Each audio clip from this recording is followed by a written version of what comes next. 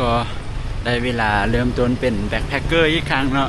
หลังจากที่ว่าบ่ได้ไปซ้ายดุนเนาะเฮ็ดเวียกไล่อันนี้ก็เป็นช่วงท้ายปีออกไปประจนภัยนิดนึงเติมพลังไฟก่อนจะได้ก็สิไปใส่เดี๋ยวฝาก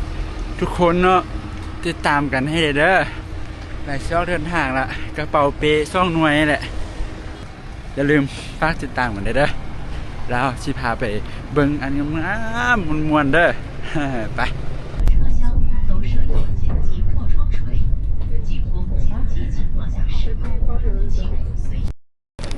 เรียบร้อยแล้วทุกคนก่อนสิผ่านกดเคียงแหงตัวหมอเดี๋ยวนี้นะเป็นชั่วโมงเรียนเที่ยวนะแหวหิวเขาไป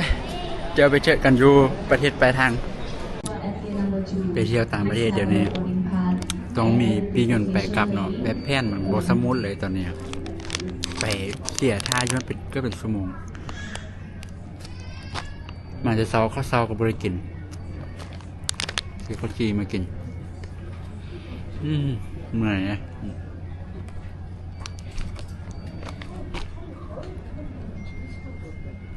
ทุกคนเห็นมั้ยยนต์เดียวจะบินไปเป็นยนต์ของเวียดนามแอร์ไลน์คือกินอันนี้เนาะเวลาบินไปนะเขาจะไปคาเมนเนาะตอนนี้ไปลงสนามบินใหม่เตโชเลย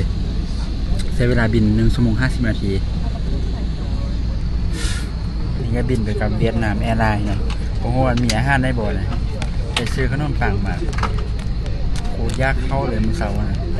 บ่ได้กินข้าวเนาะฟ้ามาเนาะใครแต่มาไว้คันบ่มาไว้โอ้ยกยนต์แน่นอนเพราะว่าไปคาเมนเดี๋ยวนี้เรานี่ก็มีกฎระเบียบหลายอันเจ้ายานเอาลักไปหันไปนี่นะลักไปแล้วกลับมานะต้องมีปียนต์ไปกลับแล้วก็ต้องมีเงินติดตัวใครจะเตรียมมาไว้เราก็บ่เคยรู้เด็กขึ้นว่ามันฟรีวีซ่าแล้วก็ไปเลยสินะก็ได้เข้ามาเพื่อเวลาก่อนไว้ชั่วโมงนึงเพื่อปวดหันพอดีเข้ามาทางเคสเลยก็เขาจะต่อเที่ยวเข้าพอดีเลย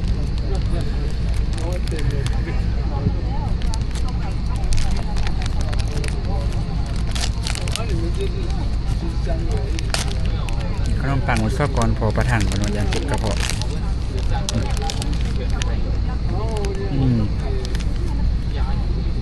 ไปเจอกันอยู่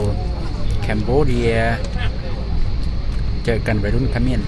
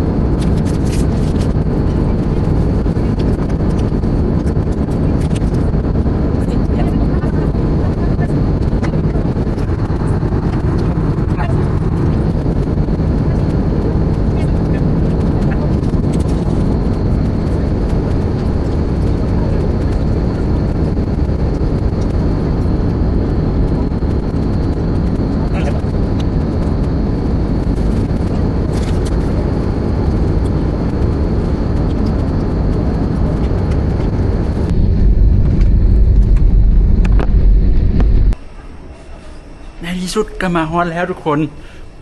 สนามบิน5ก็สร้างแล้วเนาะสนามบินเตโชสนามบินอยู่พนมเปญเนาะโคตรใหญ่ตั้งแต่เบิ่งสุดสายตาเนาะยังไม่ไหม้สะอาดเอี่ยมแล้วก็ทันสมัยอีกเป็นสนามบินใหม่ที่ว่าโคตรกว้างเนาะสะอาดแอร์ก็เย็นคนบ่ค่อยไล่นะช่วงนี้นะเพราะว่ามันก็ห้างก็เปิดใหม่เปิดบ่ได้ฮอดเดือนได้นี่นะสไตล์ก็แบบสนามบินคืออยู่สิงคโปร์เลยทุกคนสนามบินใหม่นะสนามบินเตโซกัมพูเชียทุกคนกัมพูเชียได้นะโหดว้า น้ำบินไง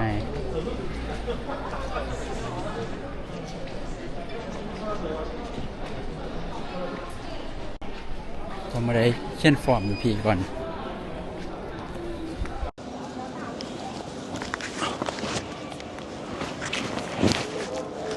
ไปคน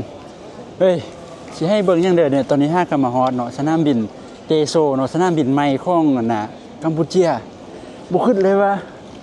มันสิอลังการใหญ่ขนาดนี้เนาะอันนี้เป็นสนามบินที่ว่าห้าก็สร้างใหม่ห้าก็แล้วที่เก่านี่แหละเนาะเอามามื้อนี้น่ะเดี๋ยวสิพาทุกคนไปเบิ่งเด้อเป็นสนามบินที่โคตรทันสมัยเลยแบบเข้ามานี่สะดวกสบายแบบบ่ถ้ามีตัวหมออะไรเฮ็ดเป็นแบบระบบความออนไลน์คือแบบอยู่สิงคโปร์เลยแต่ก็สนามบินโคตรใหญ่โคตรสะอาดโคตรสมัยนี่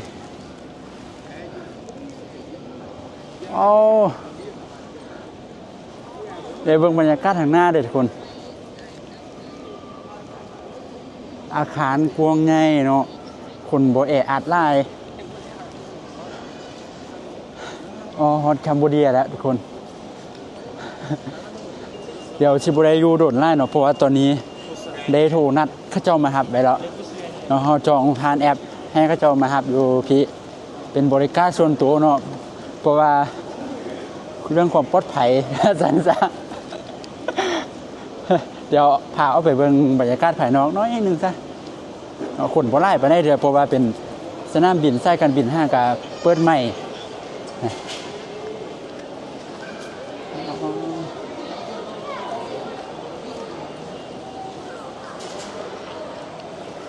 โอ้บ่น้อยหน้าประเทศอื่นเนาะสนามบินน่ะปั่นว่าแหล่งท่องเที่ยวเลยทุกคนก็ไปแลกเงินไว้กันบ่หน้านี้ก็มี Starbucks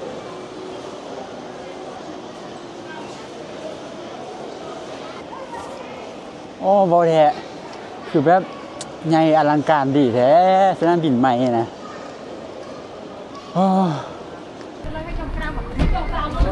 ละ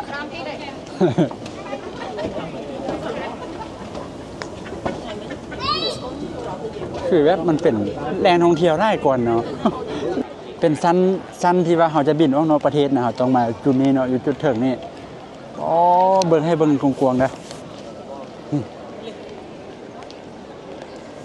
แบบคนมันเป็นแหล่งท่องเที่ยวได้ก่อนสนามบินนะนี่นะแบบคนท้องถิ่นเขาเจ้าแล้วก็คนอื่นเนาะเขาเจ้าก็มาเที่ยวมาถ่ายรูปชื่อว่าเป็นแลนด์มาร์คอันใหม่เลยเนาะของเขาเจ้านี่น่ะแล้วก็ใหญ่กว่าสนามบินเก่าหลายเท่าได้ตัวนี้เนาะครับคนได้ฟังหลายตัวปีนะนี่จุดแลนด์มาร์คนี่หลายคนก็เข้ามาถ่ายรูปเดี๋ยวขอถ่ายรูปนิดนึงก่อน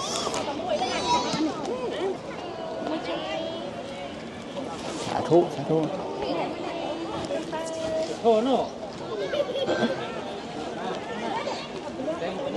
พอละอันนี้พอละ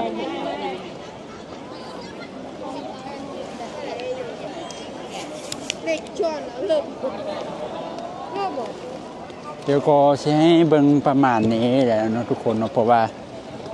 รถเขาเจ้าท่าแล้วเพราะว่าจองรถไว้เนาะเวลาต้องเป็นเวลาเราต้องมีการเดินทางต่อเราต้องไปเข้าไปในเมืองตั้งแต่นี้สนามบินไปหาในเมืองนะใช้เวลาประมาณครึ่งชั่วโมงเนาะประมาณ30กิโลพุ่นแหละไปเข้าไปในเมือง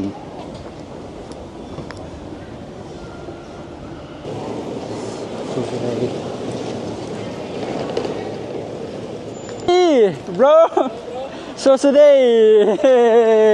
เอาเจียวไปเชี่ย อย่าพูดเจ้หมู่ของส่งเองเนาะเป็นคนกัมพูเชียเราเหรอเอ้ย你现在身体好大呀是不是健身啊问了就变大了你不是为你媳妇怀孕我媳妇怀孕3个月了你一个人来吗对一个人来so today 看不见สบายดี下雨了ไม่ใช่อากาศตอนนี้น่าจะพายุเข้าเนาะฝนตกนี่ทุกคนให้เบิ่งหนึ่งสนามบินเปิดใหม่ ให้เบิ่งประมาณนี้เนาะเพื่ออยากเบิ่งก็อยู่ไปเบิ่งอยู่อินเทอร์เน็ตเบิ่งเด้อเพราะว่าน่าจะบ่ได้เข้ามานี่แหละเพราะว่าตอนกลับก็ขี่รถกลับไปทางอื่นเนาะต่อไปเรื่อยๆคลิปนี้น่ะยาวๆอ่ะเดี๋ยวประมาณนี้ก่อนเนาะคลิปนี้น่ะเดี๋ยวคลิปหน้าสิพาไปลิ้นอย่างแดฝากทุกคนกดไลค์ให้เด้อเนาะกดติดตามให้แดสิพาไปลิ้นมันม่วนไป